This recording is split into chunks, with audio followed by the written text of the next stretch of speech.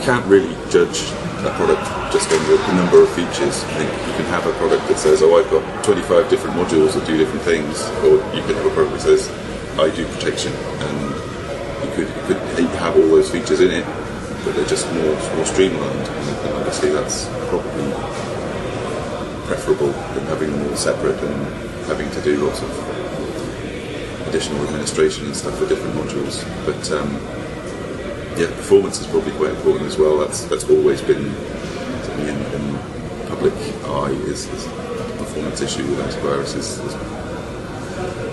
Everyone complains about it basically, and I think that's something that most companies focus on a lot, is efficiency and performance.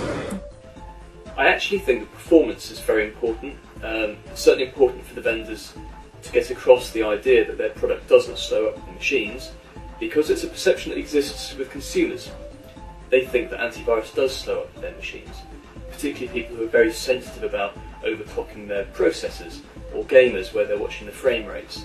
And even normal users turning on their machines or turning them off, that's where they get frustrated, because it takes a while for the desktop to come up or for the system to turn off.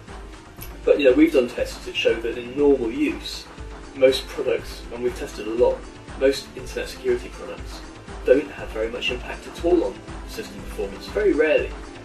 Startup and shutdown times, certainly, but when you're performing real tasks, not really at all.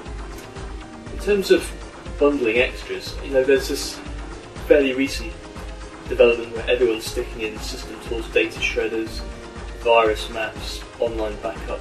I care less about those personally, particularly with online backup where you get, say, maybe 2 gigabytes included. What can you do with 2 gigabytes, especially when there are online services where you pay just a few dollars a month or less and you've got unlimited.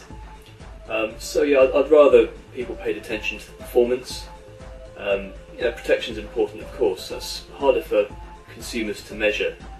They can instantly see what impact a product has on their system's performance, and they will choose whether or not they need those extra features. And I guess the vendors will know, because they'll see, are my internet security products selling better than my total security products? I use the word total in a generic sense. We all know that there's no protection benefit in most cases with the total one over the internet security one. The most important feature that I believe should be in a security product, in an anti-malware product, is detection. Beyond that, if you don't have detection, you can be the fastest product, you could be the product that uses the least amount of memory, but if you don't have detection, none of that matters at all. You also have to have the ability to protect multiple operating systems, and whether, again, you have to be able to protect a PC, a Mac, and an Android device, which is the most popular devices out there by threats, equally. You just can't protect one device and hope that the other devices won't get infected as well.